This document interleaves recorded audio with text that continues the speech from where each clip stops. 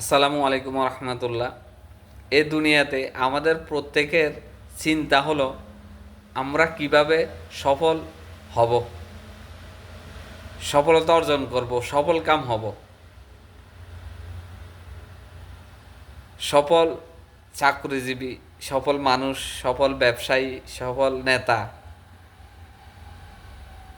আমাদের পেশা এবং আমাদের নেশাই হলো আমাদেরকে সফল হতে হবে। Any how to get success, যে কোনো উপায়ে আমাদের সফলতা অর্জন করতে হবে।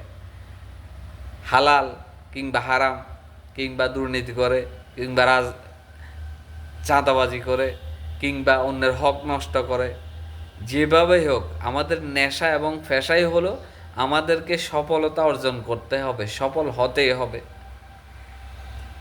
এই সফলতার নীতি আর আল্লাহ তাআলার সফলতার নীতি এক কিনা দেখুন। আল্লাহ তাআলা পবিত্র কোরআনে বলেছেন, ফামান যুহজিয়া আনিন নারি ওয়া উদখিলাল জান্নাহ ফাকাদ ফাজ। ওই ব্যক্তি সফল কাম যাকে জাহান্নামের আগুন থেকে বাঁচানো হলো। অর্থাৎ যে ব্যক্তিকে জাহান্নামে যেতে হলো না, যে ব্যক্তি জাহান্নামে যাওয়ার কাজ করলো না, ওয়াউদুখুলিল জান্নাহ, এবং জান্নাতে প্রবেশ করালো হলো, জান্নাতে ঢুকানো হলো, ফাকাদ ফাজ, ওই ব্যক্তি সফলকাম। তাহলে আল্লাহ তাআলার সফলতার নীতি আর আমাদের সফলতার নীতি এক কিনা?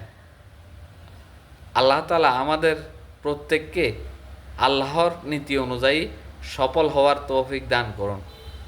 আমিন। আসসালামু আলাইকুম রহমতুল্লাহ।